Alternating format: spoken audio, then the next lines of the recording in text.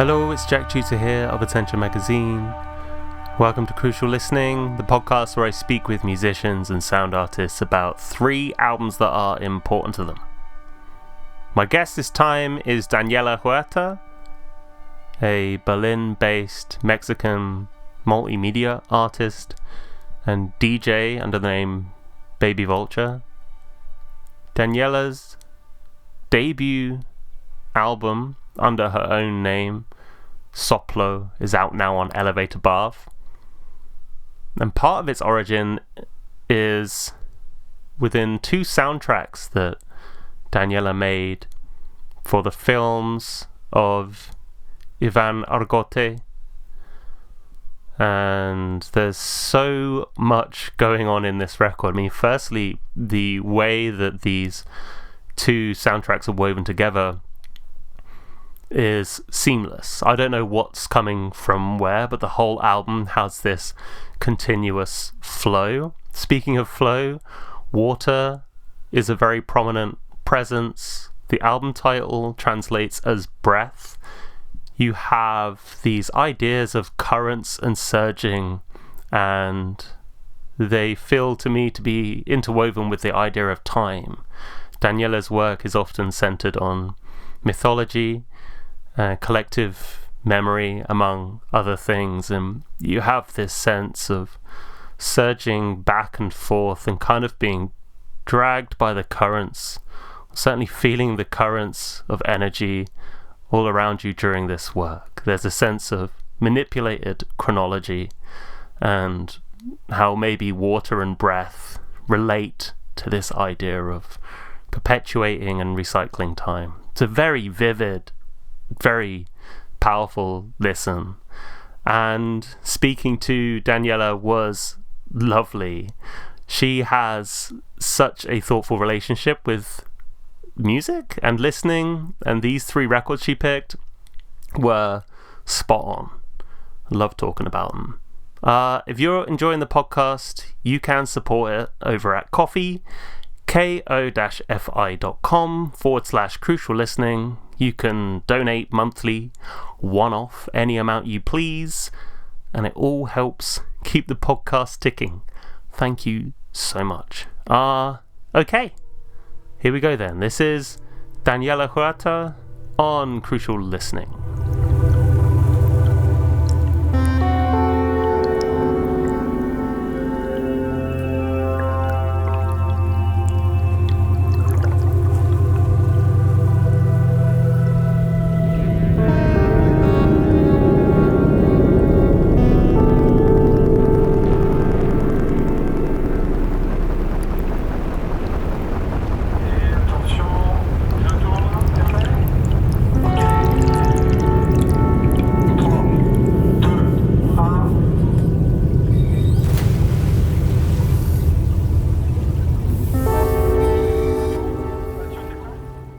Hello, Daniela. Welcome to Crucial Listening.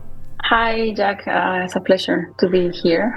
It's great to have you on the show. So you're here to talk about 3 important albums.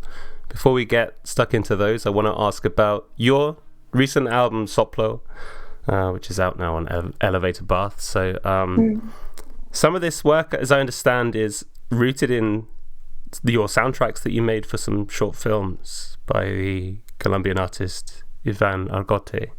So the idea of weaving together 2 soundtracks, actually, even in itself, is just lovely. So I wanted to hear initially about how you ended up working with Ivan and what that experience was like for you.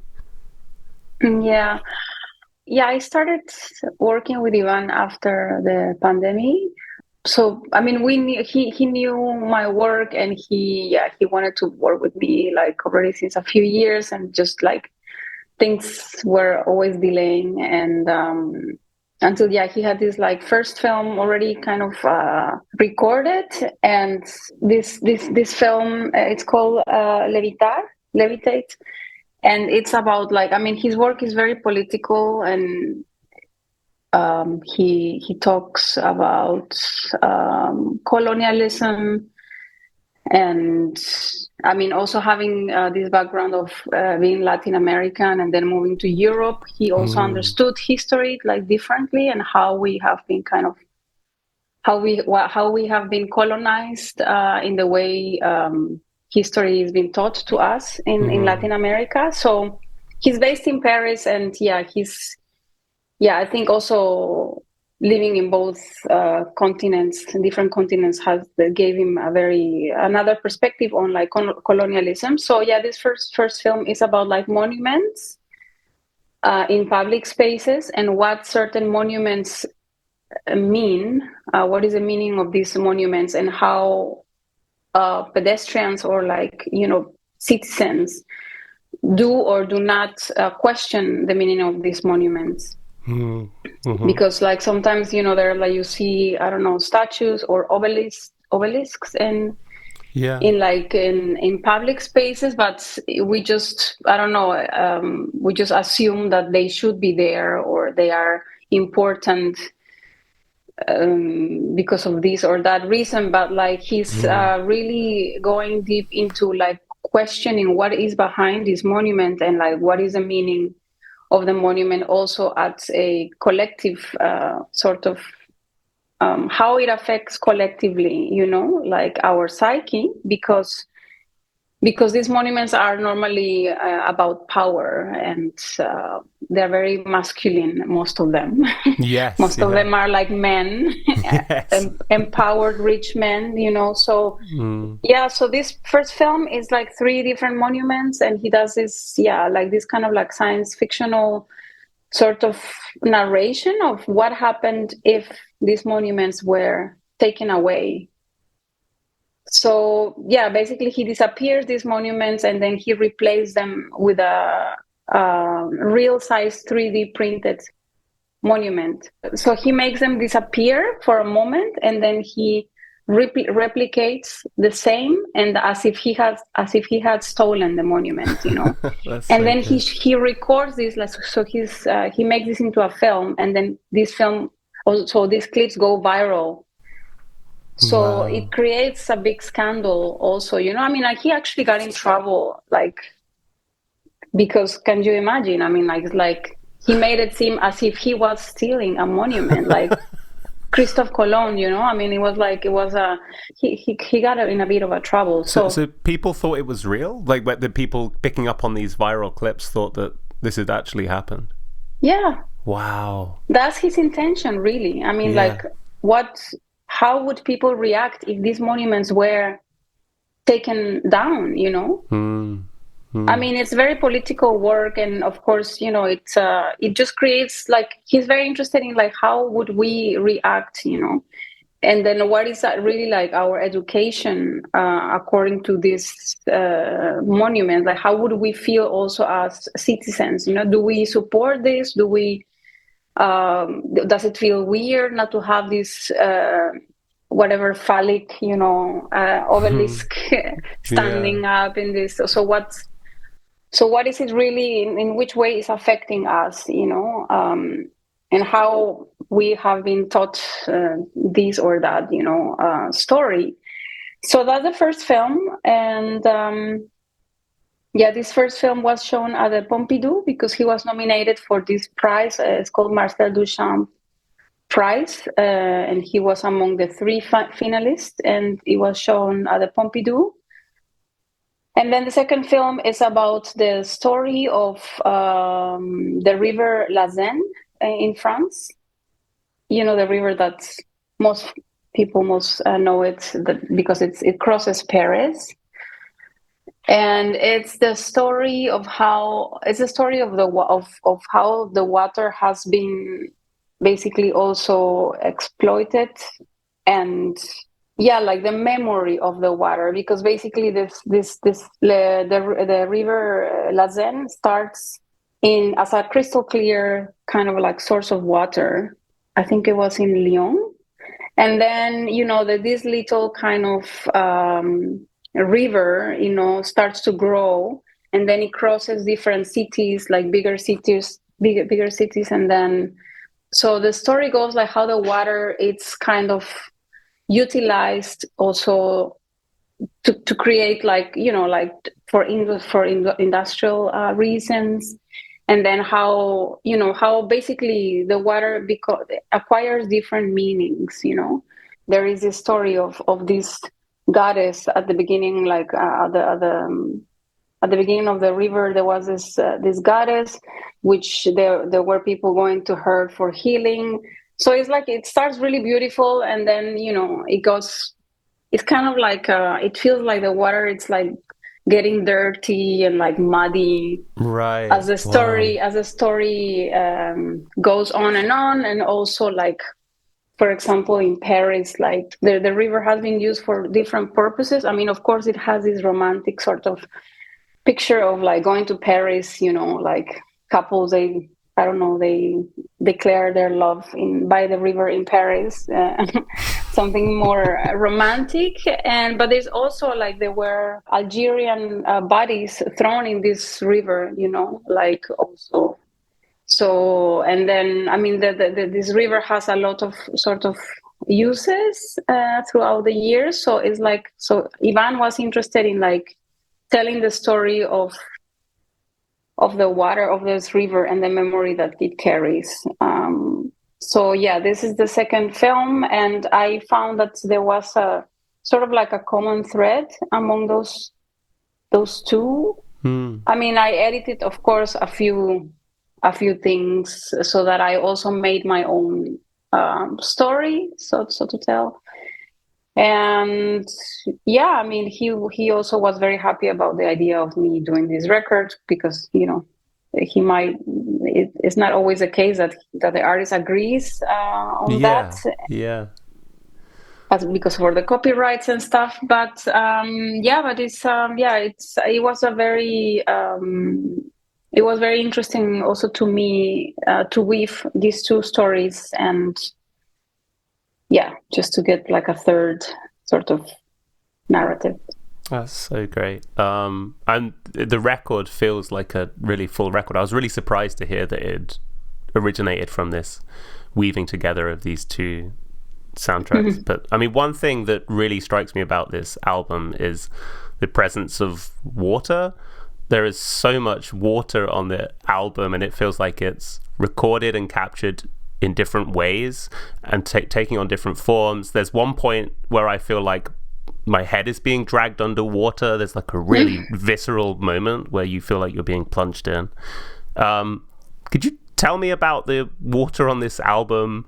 Where did you source it from? Like, how was it captured, recorded, or tell me a bit about that. I mean, of course, so as I said, the second film is about water. Yeah. But also myself, I have a very deep relationship with water. So I thought I would just stay with the water element. Mm-hmm.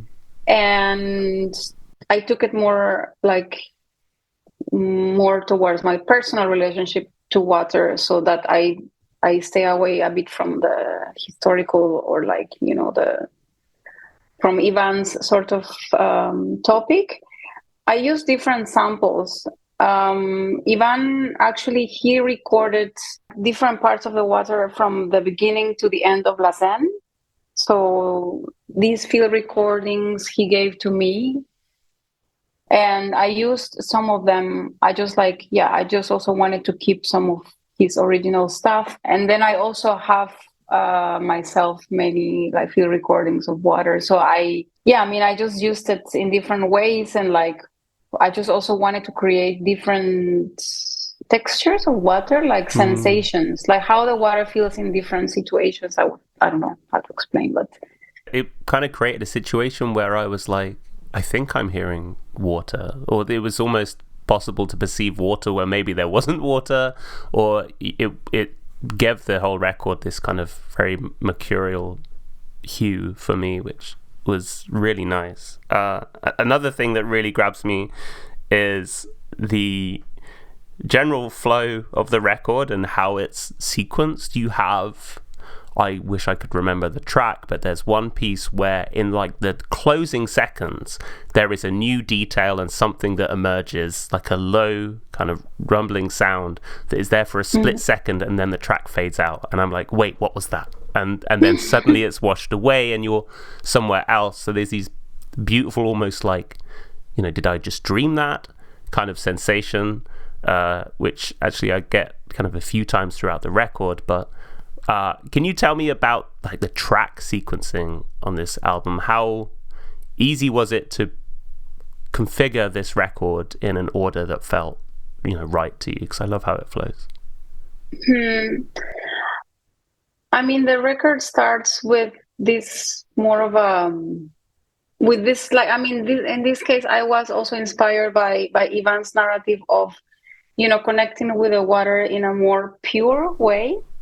So because also the film starts with this same opening track, Sequana, which she was this goddess who was healing in where Lazen river starts, So I wanted to open up like the album also with this feeling of like crystal clear, very gentle, sort of an open space.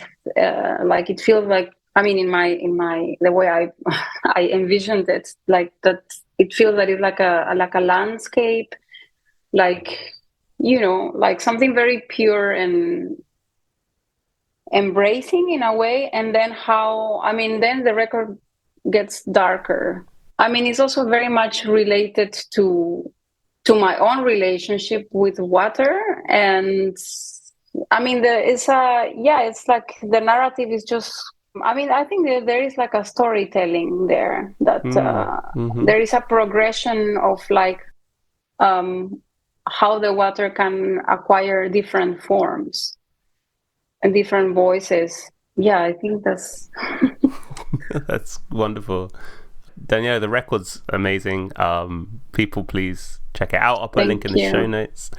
And I'd encourage people to have a listen. So let's talk about your 3 important albums now. So before we go to your important records, I like to ask about how you thought about the word important when picking your list. So was there a way that you understood the word important in order to come up with the list that you did? I mean, to be honest, it was kind of a difficult task, because there's, picking 3 records out of, thousands that I have that also have had an impact on me. It was difficult, but I mean, I also feel like records are important according to the time, to specific time in your life, I feel like the records also, they resonate with what you are experiencing at the moment. And I mean, I have records that I loved, but I wouldn't say, I mean, but back in the day when I listened to it, it really changed my life, but I wouldn't pick it. I wouldn't choose it now. I don't know how to explain. It's just like, so when you say important, like what did I think about important? These 3 are records that they are somehow timeless for me, because they continue to make an impact now that I listen to them. Whereas there are some certain records which I loved as much as I love these 3, but when I listen to them now, they are, like they're not moving me as much. So I'm just like, I just kind of focus on sounds that like they are still having like that right now at this present time. They continue to have this sort of like strong impact. Fantastic. By the way, Daniela, if you can hear like a purring or a rustling around, my cat is like right by the microphone, so that's why. That's cute. She has to be present on these recordings. Great. Well, let's go for your first important record then, Daniela. So which one do you want to talk about first? I guess we start with the Trilogie de la Mort by Eliane Radic. Yeah. So maybe that you might know already pretty well. Yeah. Maybe start by giving me an introduction as to why this one's important to you. I mean, also important for me, it has to do with the artist. besides the record. I mean, like the Mm. way I engaged with the artist itself, it really has a lot. It's very important, the way then Mm. I listen to their work. I mean, Eliane Radic for me like really changed my life in the way I listen and in the way I perceive music. Like she really took me to the next level, like like with all my senses, not just Mm. like listening, but like the way she moved my. I even like had like physical sensations, when I listened to her music. And yeah, just like I don't know, like it took me really far, like in my consciousness also. I think she has this sort of ability to open spaces where are not, yeah, like they go beyond, this physical realm. I mean, in my personal experience. So yeah, this I mean, it's also hard to choose one of my favorite out of all her work, because I love really most of them. But the one that really struck me is this Trilogie de la Mort, because of the way she really portrays death. So she basically, this album, it's divided in three, so it's a trilogy. And I think she makes the second album after her son dies. Mm. I mean, I'm very interested in how she uses sound to talk about this meditation. It's a meditation on death somehow. And I was wondering if this album, or if this work would make me like feel somehow like frightened or scared. But there is, I mean, I'm very impressed in how she brings all of this sort of light also in Y- it. yeah. I mean, there's also moments of more darkness, like I think the third album, Koume, it becomes like a thicker and more. How can I explain this one? I mean, there are moments where I can feel. I mean, the drones are like, yeah, just like darker and like more, become more pulsating. But in general, I feel that she really creates like a safe space, like I felt somehow held Mm. throughout the three albums. And it's not because it's not an easy listening. I mean, it's perhaps this kind of people, some people can get easily bored, from these long Yes. tones. That it requires so much presence and attention, and that's precisely when you start to listen to the nuances and to the in between. Yeah, I mean, this album, it just changed my perception of also how to talk about certain topics, like in this case death. Do you remember how you first discovered it, or Eliane's work generally? The first album that I found of hers was this feedback. What was it called? The feedback. Oh, Feedback Works. Yeah, feedback works. Yeah, Mm. and I mean, this like such an abstract album. I'm like, how? What is this? I mean, I have never heard anything like that before. So at the time, I was like I was collecting a lot of vinyls. And I remember I ordered that vinyl and I listened to it, and I was very, yeah, like very surprised about like how someone could create this kind of sound. I mean, I wouldn't even call it music, because it was something that I couldn't really describe in words when I listened to it. And then I started to research her work more and more. And then, yeah, I mean, it's just like she just has like this like sensibility, like it's so thin. I mean, it's just so, I mean, of course then I later understood that, or she was very much influenced by Tibetan philosophies. So this made a lot of sense to me because of her ability to go beyond, like this sort of like feeling of like transcending, Hmm. which is also very spiritual.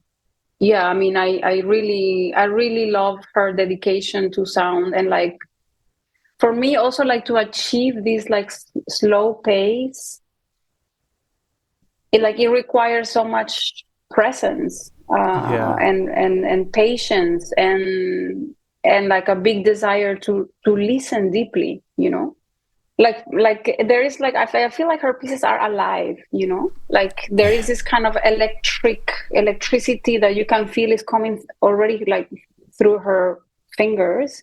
And I feel like all of these like little like mistakes, and not accidents, but there are like a lot of like little things that occur, in her music, that they just make the pieces to be alive, like as if sound was also like an alive entity that she doesn't want to manipulate too much. Mm. That she just like allows this electricity to run in such a natural way, that for me this is like, I admire it so much.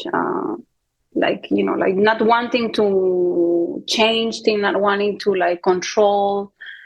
It's just like it's respect for me, like the way she really respects sound. Like as a living entity. That's how I hear it. That's beautiful. I think I saw maybe for World Oceans Day, you did a piece inspired by Eliane's pieces, right? Lil Resonant Yes. and Occam Ocean. Can you tell me about that? I haven't heard the piece, but I saw that you did it. How did that come about, and what did that look like? Yeah, I mean, I was invited by this my friends who run this label, Concentric Records, and they were working with field recordings of water. Actually, it was for Oceans Day, like honoring Oceans Day, and then they asked me to make a mix based on like on water.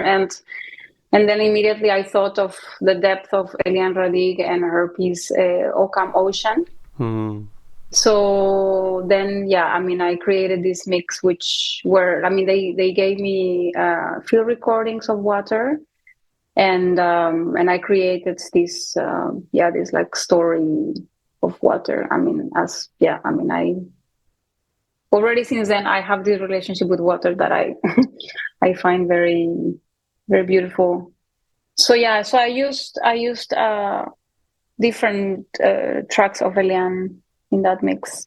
What is it, do you think? You've probably articulated this while you've been talking, but you mentioned right at the start that these are records that, you know, are important and continue to be important, and that they have this persistent relevance to you. So, Hmm. what is it, do you think, about Eliane's work that means that it continues to remain prominent within your life? I mean, for me, she's one of the biggest teachers I've had in music. Mm. Um, I mean, I really appreciate deep listening practice, and I think her music is the perfect, examples to learn how to listen deeply. And I mean, I very much appreciate her, like her non wanting to control things, like there is this fluidity that occurs in her work, that for me it's something that I want to keep on learning, because I can be actually a control freak also, or wanting to like make things very perfect, and when Mm. I listen to her, it's like it's not about that, like, so it's kind of she always like reminds me, like the purity of sound and the rawness of sound, and she has this like very, yeah, like very opaque sort of character in the music, that is not like, it's never so like perfectly polished and like finished, so but is the Mm. contrary. So I find yeah, like I really appreciate that. And there's also like she's not like the way she also brings silence and how she just like pushes limits. I mean, she pushed limits, and to me this is very admirable. Hmm. Hmm. And also the way she's channeling certain things. I mean, like in this case, death, and like, I mean, she becomes for me like a,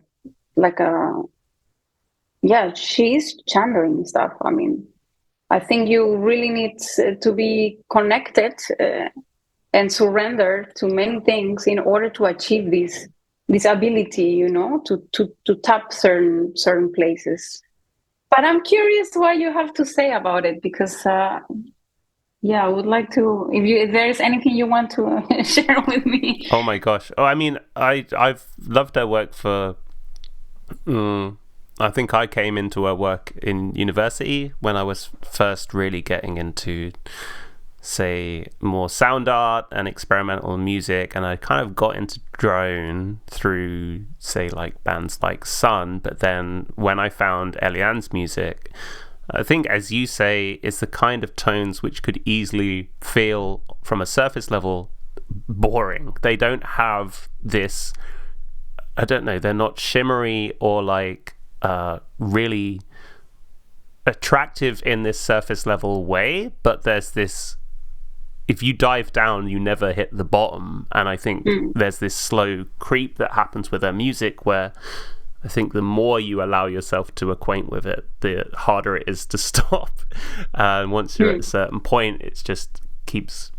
It, there's always like this record. It's funny when anyone, because it's been picked a couple of times before, mm, and sometimes I'm like, well, I don't need to revisit that record because I already know it so well. And it's always such a foolish position to take because revisiting it again is always so like there's so much to harvest from it. But I think the thing that really sticks out for me is how she worked with a lot of different materials, and obviously she's maybe most prominently associated with the ARP mm, synthesizer. But then you mentioned her feedback works.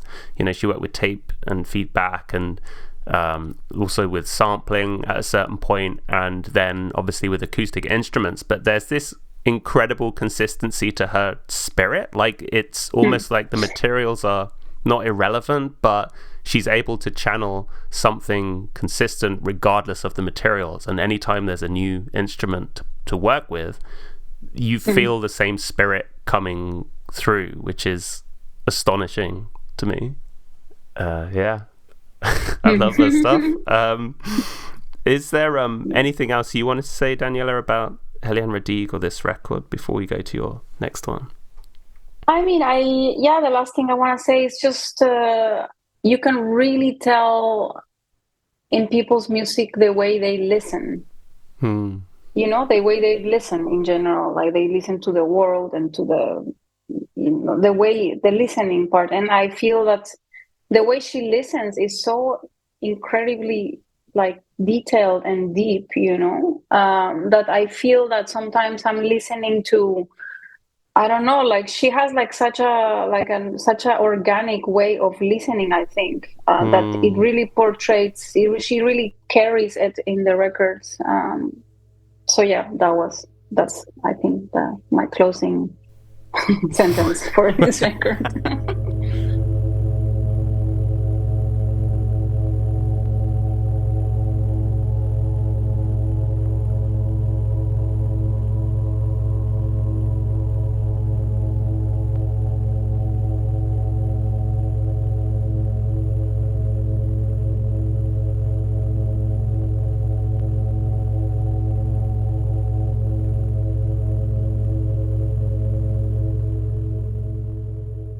Daniela, let's go to your second important album. Which one do you want to talk about now? Let's talk about "Music to Play in the Dark" by Hmm. Coil. Okay, cool. Yeah. So, why is this album important to you? Could you give me a little introduction? I think like I was kind of starting to, I was like being curious to start producing music. And when I listened to this album, that I isn't probably I already had listened to it before, but when I listened to it again with my already curiosity to make music, I mean, this album changed me in many ways because I mean, it's so free. It's like feels like a collage of things, and there is like it's completely fearless, I mean, the way they just go into creating such a crazy record, but also is very cohesive. I mean, it's a double album, but to me, it doesn't feel like different pieces, but like it's like something. It's like there's elements that bring together the whole two albums. I mean, of course, again, what I said, like for me, is not only the album, but it's also the artist. And I mean, these guys are so inspiring to me. So Coil is John Balance and Peter Christopherson. They were a Mm-hmm. couple, and they just had this like really crazy life. I mean, I think it was also this part of this kind of movement that was happening in the UK that you must, of course, know, where they were more like they had this raw attitude, like more punk sort of way of translating work. And I mean, like the multiple collaborations that they had before creating Coil, because I think Coil happened after Throbbing Gristle and Psychic TV, Yeah, I think wasn't right? Peter working with Psychic TV prior to Coil, right? Both of them. Both of them were. Oh, right, okay. Yeah, both of them. So I mean, I'm very impressed like how after like Psychic TV and like Throbbing Gristle, then you make something even stronger. I mean, like like how like the way you like this ability to continue to make this amazing work, and yeah, I am very interested in how they also use or they approach occultism in Yes. this album, because it's so esoteric. There's so many elements that they feel like you are inside, like it's like a spell, and the way they talk about darkness, because it's about darkness. It's so beautiful. I mean, it's also very uncomfortable Mm. sometimes, but I like how they are not afraid to also make you feel uncomfortable, or like that it gets a bit creepy. It gets creepy and it gets like, yeah, I mean, like they bring so many moods, because it has also quite a really good sense of humor, this album, in my opinion. Yeah. Yeah, like this track, it's called Broccoli. I Yes. mean, Yeah. it's like they're also talking about death, like is this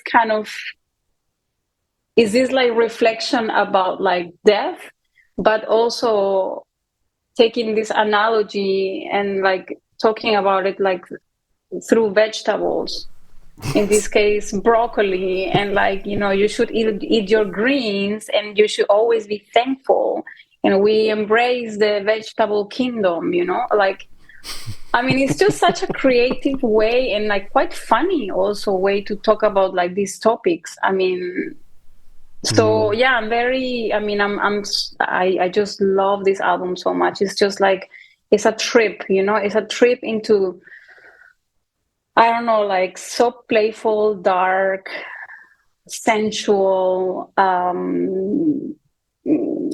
Yeah, it really had an impact in me, and I love the sounds that they create. I mean, they're so interesting and so crude also. There is this crudeness that Yeah. comes all the time, and the voice of John Balance, who's like the one that is, I think it's the one who uses the voice mainly. Mm-hmm. Although sometimes both, I think they sing together on the last track. I think they sing together, but like his voice is just so it's like kind of have like spoken word. Sometimes he's singing, but like out of tone. Like it's not about the singing. It's just about like really the connection to the language that they have, which is very. It's like witchcraft almost. I don't know. I Yeah. mean, Yeah. I love it so much. How they are not also afraid of like using this language, which can be a bit kind of, I don't know, whatever, forbidden or but they're just like not afraid of this mysticism, that is present in the lyrics, in the sounds, the way it's even like composed. I mean, it's like it's very ghostly and it's very, yeah, it also really took me to another level. I mean, as much as Eliane's work, which is completely, of course, different. But I have to say that both of the albums suggest deep listening in the same, like one as much as the other, because this is also deep listening. This album, from to me, it's not something that I can just play there while I'm doing something. No, I mean, I had to lay down, and like preferably on my headphones, and then I go in, and the way they are transitioning from one track to the other is also like there is this kind of like space that is intentional, and it's just like non-linear, like it's for me, yeah, it's I also really enjoy the way they invite you to just to listen with attention. Yeah. I mean, you mentioned channeling as well in terms of the Eliane Radigue piece, and that's another, I guess, thread of consistency across the two records you've spoken about already, is that they are absolutely channeling something and letting it all in. Do you recall how you first discovered Coil? I mean, yeah, discovered them because of Throbbing Gristle.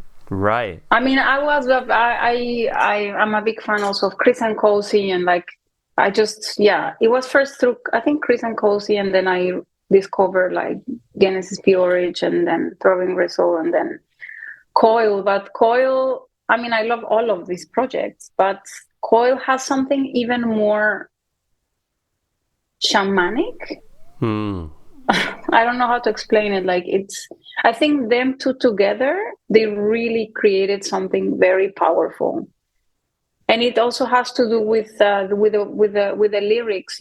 Like I mean, the writing is just so beautiful. It's so deep. It's quite also aggressive, but in a soothing way. I mean, I don't know. I mean, maybe because I wish I could be as free as them, because there's like sometimes like that's why I was saying at the beginning that my interest in this album is when I started to produce music, because I could hear in this record exactly what I wanted to do, with and that it's achieved in such like ease, and freedom, and like it's just so they just own it so much, like this sort of language, that they developed. So yeah, this album is just I mean, I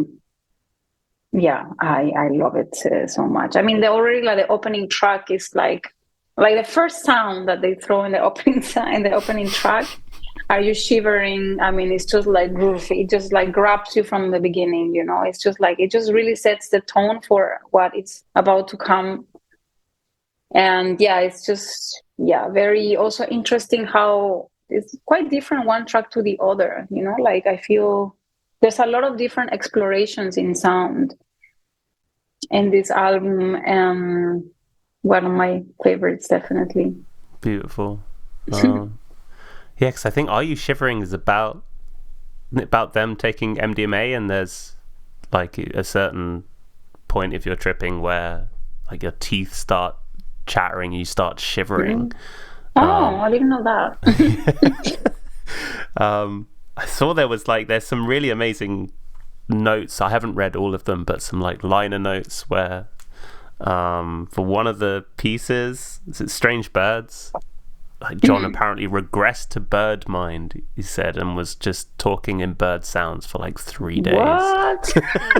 So I guess that's that freedom that you talk about, just the capacity to just allow things to flow and not impede them. You've mentioned a few specific tracks. I mean, do you have one that sticks out as like a favorite for you? Difficult to tell, but for example, there is one, it's called "The Dreamer is Still Asleep." Yeah. I mean, this track is like, I mean, it squeezes everything, like every cell in my body. It's so, I mean, I think it's kind of halfway, this track. And yeah, but I don't know, like, I mean, this album, I really see it as a whole, you know, so I can't really tell you which one's my favorite, but it's just like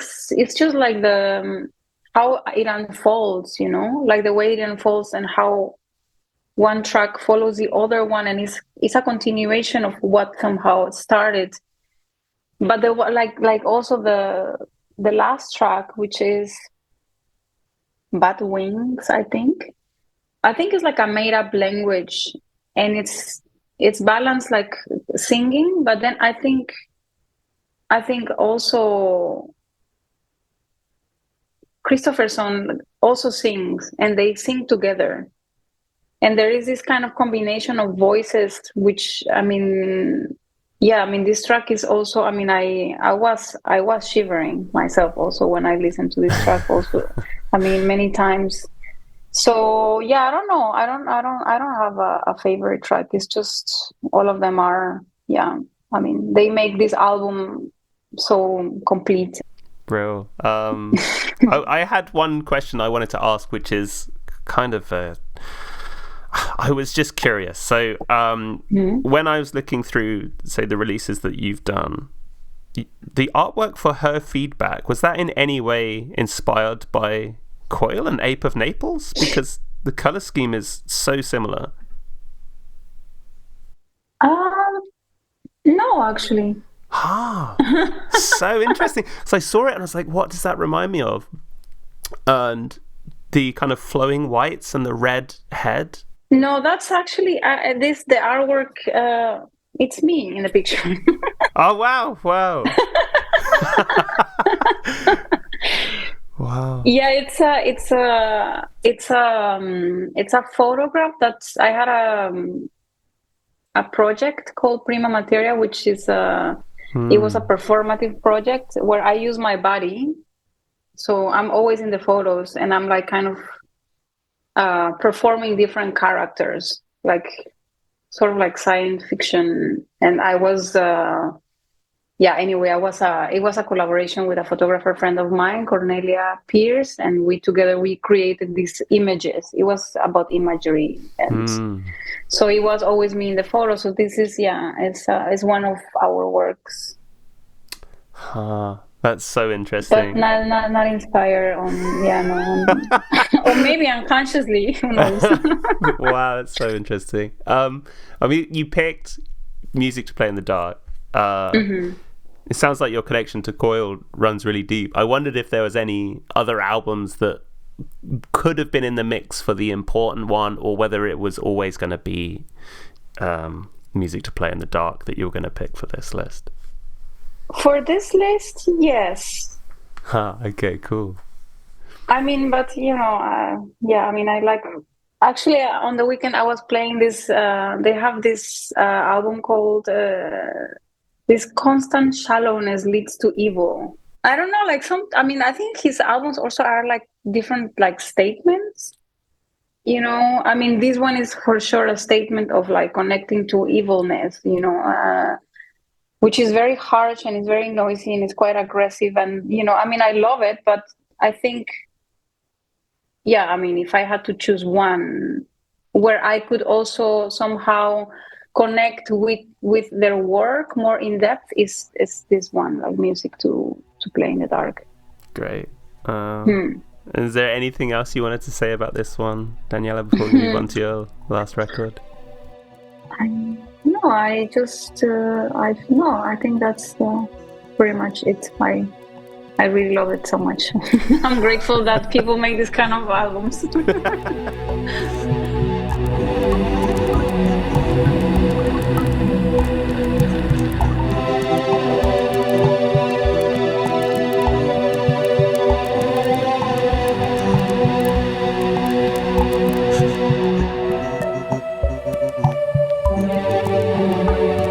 Our life has grown weary.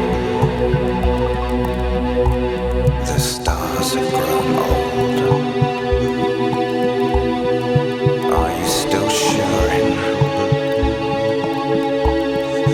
Are you still cold? Okay, you have one more important record. Again, if you could give us the name of it and then a little bit about why it's important to you. The last record I picked is by Alice Coltrane, and it's Eternity. And this was made in 1975 or 6. Mm-hmm. I mean, also, it was not easy to pick one of her records because there are so many that I really, really love. But I like this one because this record was created in kind of like halfway of, I think it's like her 7th or 9th record, and it shows her approach to jazz in a more musical way, but also her like connection to spirituality.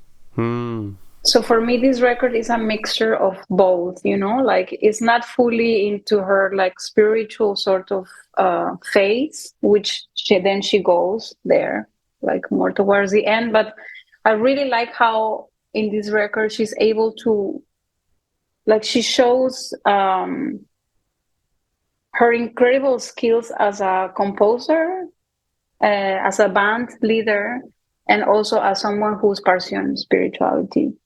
Yeah, I mean, like I find super interesting how some of these some of the tracks in this album, they go so crazy. I mean, like the third track called Los Caballos, which is almost like 11 minutes. I mean, it goes like the composition of this track and also the change of speed and the energy that she brings, and then she dissolves, but like, yeah, like as a musician, and as a, because she was also like leading, this band of musicians, I have a great admiration for this.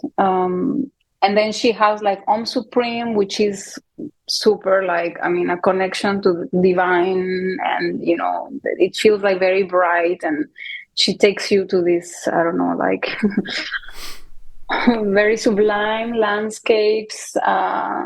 It was very important for me to also to understand jazz and spiritual jazz, and also her connection to spirituality and how it kept on developing. Why was it important for you to understand spiritual jazz? I mean, I don't know exactly why. It's just I was interested.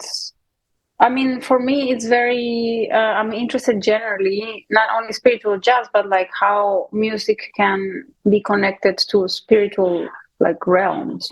I mean, like the same as Elian and Coil, because I think these are all artists who are somehow, connected to these realms in their own sort of way. But yeah, I mean, I was also very surprised about her life career, and also her dedication to music, and also how she basically she developed this music career after John Coltrane died. I mean, it happened really after his death, Yeah. which is crazy, like how much was holding there, and what if he didn't die? Right. What what would have happened? I mean, she wouldn't have done what she did, maybe. I don't know. Yeah. It's just like so much honesty also in her music. There is also so much freedom. I mean, the way she's moving through different styles of music, like jazz, like Indian music, and sort of otherness in this album. I mean, it's like it's also it's also very fearless to me, you know. It's like, okay, I'm gonna do this, and then I'm going like, so like there's a lot of like certainty, I think, in this album. And I appreciate that. Yeah. Yeah, she's a big inspiration for me also. I mean, but all her albums are, yeah, they're very special. Oh, I'm so glad you picked this one because I'd not heard this one before. And Okay. it's really interesting because it does feel, as you said right at the start, it's like on the cusp of a big change, and it seems to stand on the intersection of, yeah, so much of what she was interested in, maybe what she was leaving and what she was coming into. So you do get that, just the early kernels of, you know, that Hindu devotional aspect of her work that would really flourish later. You've got a Stravinsky rendition as well, and she has a, you know, really deep the last connection. track, Yeah, and also that, I mean, that opener is unbelievable, that swaggering kind of orchestral, it's like big band jazz piece is stunning. So I was delighted to discover this one, so I'm very glad you picked this. You Great. am I right in thinking you came into Alice's work through listening to John Coltrane's work? Is that right? Yes. Yeah. But how did you? I mean, it's kind of obvious, isn't it? But what led you into John Coltrane's work and then through into Alice's work? I mean, I guess I was just like, yeah, like researching like about jazz, and he's also such a, I wouldn't even say like a great composer, because it's like it's not, it stays too small, you know. I mean, like it's like people who are really dedicated like to music and to listening and to humanity and to, I don't know, like it's like, I mean, for me they are such examples of also how deep you can go, you know, with your work, whatever that might be, you know. It's just because I think it's an attitude towards life. I mean, like the way, I mean, I have seen interviews of him, or I watch, I think, this documentary, it's about him, yeah, where also she talks. But I mean, the way he was like understanding every single detail. I mean, how he was present in all situations, absorbing, you know, like listening. That, I think that already gives all the tools to be a good musician, you know. But it's not just being a good musician, like skill, like good, like that you have good skills, but it's more about like, I don't know, like how you perceive life, how you treat others, how you know, like of course they were very connected also, like spiritually, and that was a big thing, you know, that you can also feel it, you know. I mean, like you can feel like the divinity in their sounds. And this is people who are like meditating and engaging. I mean, this is all, yeah, I mean, I think this is what, yeah, like what inspires me from them, like the dedication to music, in not just musically speaking as to play an instrument like well enough, but like just to include like many other things. I don't know if that answered the question. Oh my gosh, yeah, no, that's brilliant. Wow. Is there anything else that you wanted to say about Alice Coltrane or this specific record?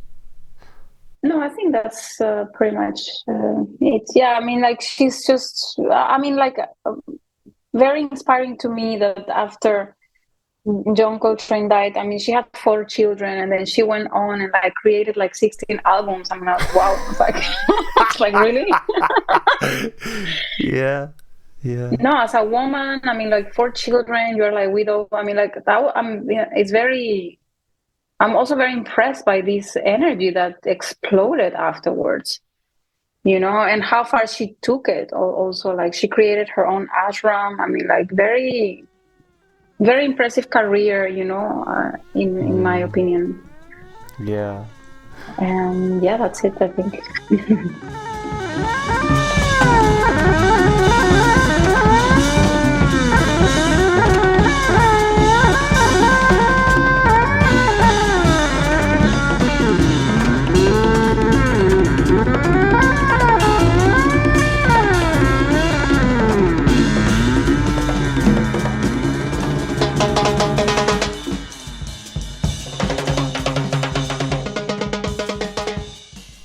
Daniela, I have one more question for you, which relates to you as a listener. So, how you bring music into your life and how you listen to it. So, where do you tend to buy music? What kind of formats do you prefer? Yeah, tell me about that a bit. I mean, I'm listening every day to so many things. Listening is for me, it's a practice. And that I will continue to practice, I think, all my life. And I think my listening also changes through time, because I think listening has to do with experience and perception. Yeah, the format. Okay, the format. I buy music all the time. Nowadays, I'm buying more digital music, I have to say, because records have become very expensive. Unfortunately, I'm buying less and less records. But even though I still like buy records, because I also appreciate having like the physical record, and like. Now, also that I made a record, I understand what is behind the record. Like what's it's like, it's so much. Like one really pours one soul in there, and just all these details, the text, and so it's like I love having the object itself, and to feel the process behind it. So I'm a record collector. And I think I will always be. And I'm buying records online. I'm buying records also in record shops, at record shops. Also, when I'm traveling, I'm always looking for record stores where I can find some exciting, rare records. What was the last question? Was there anything? No, that was, that pretty much covers it. Where your listening takes place as well was something I occasionally ask here. Where? In many places. Like when I take the transport, I'm listening everywhere all the time, to be honest. In my studio, in my room, but also like if I'm going traveling or even going out in the street, I'm always listening. So I think I carry the listening 24/7 with me. Portable listening. That's great. Daniela, thank you so much. This has been great. I love the 3 records that you picked. Your new record, as I say, is a real treat as well. So it's been great to talk through all of those things and more as well. So huge thanks. Thank you so much for having me, Jack. Thank you. Everyone listening, I'll see you next time. Goodbye. Ciao.